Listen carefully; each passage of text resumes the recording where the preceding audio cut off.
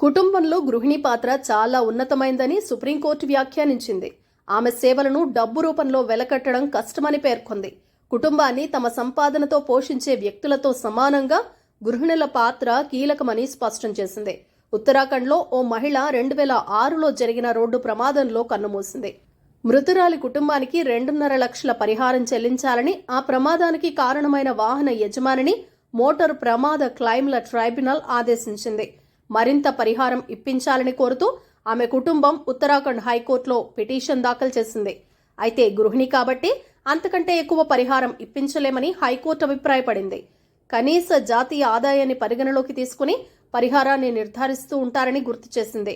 దాంతో మృతురాలి కుటుంబం సర్వోన్నత న్యాయస్థానాన్ని ఆశ్రయించింది. వారి పిటిషన్పై జస్టిస్ సూర్యకాంత్, జస్టిస్ కెవి విశ్వనాథన్ల ధర్మాసనం విచారణ నిర్వహించి ఈ నెల 16న తీర్పు వెలువరించింది.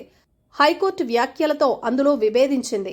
కుటుంబంలో కొందరి ఆదాయం పైకి కనిపిస్తుంది, వారిలాగే కుటుంబంలో గృహిణి పాత్ర కూడా చాలా కీలకమని పేర్కొంది. ఇంట్లో ఆమె చేసే పనులను ఒక్కొక్కటి గణించుకుంటూ పోతే ఆమె సేవలు అమూల్యమైనవి, ఉన్నతమైనవి అని చెప్పటంలో ఎలాంటి సందేహం ఉండదని చెప్పింది. వాస్తవానికి ఆమె సేవలను డబ్బు రూపంలో కొలవటం కష్టమని ధర్మాసనం వ్యాఖ్యానించింది. రోజు కూలీ స్థాయిలో గృహిణి ఆదాయాన్ని ఎలా లెక్కిస్తారంటూ అభ్యంతరం వ్యక్తం చేసింది.